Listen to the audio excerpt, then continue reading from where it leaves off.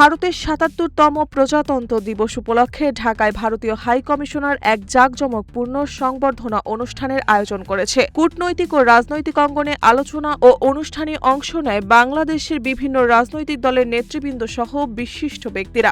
২৪ জানুয়ারি সন্ধ্যায় রাজধানীর Radisson blue water garden হোটেলে আয়োজিত অনুষ্ঠানে বাংলাদেশ জামায়াত ইসলামীর শীর্ষ নেতারাও উপস্থিত ছিলেন। দিবসটি উপলক্ষে জামায়াতের পক্ষ থেকে ভারতের জনগণকে শুভেচ্ছা জানানো হয়েছে। কিউব হোল্ডিংসের গল্পে সেই রেখাটি আঁকা হয়েছিল আজ থেকে ১ যুগ আগে।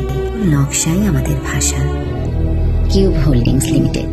অনুষ্ঠানে অংশ নেয় জামায়াত ইসলামীর সেক্রেটারি জেনারেল ও সাবেক সংসদ সদস্য মিয়া গোলাম পরোয়ার এবং দলের কেন্দ্রীয় নির্বাহী পরিষদের সদস্য মোবারক হোসাইন। অনুষ্ঠানে অতিথিদের স্বাগত জানান ভারতের হাই কমিশনার প্রণয় বর্মা। এ সময় মিয়া গোলাম পরোয়ার বাংলাদেশ জামায়াত ইসলামীর আমির ড শফিকুর রহমানের পক্ষ থেকে ভারতের জনগণকে শুভেচ্ছা জানান এবং তাদের শান্তি, সমৃদ্ধ ও কল্যাণ কামনা করেন। সংবর্ধনা অনুষ্ঠানে বিভিন্ন দেশের রাষ্ট্রদূত, কূটনৈতিক, রাজনৈতিক ব্যক্তিত্ব, অবসরপ্রাপ্ত সামরিক কর্মকর্তা ও সিভিল সোসাইটির প্রতিনিধিরা উপস্থিত ছিলেন।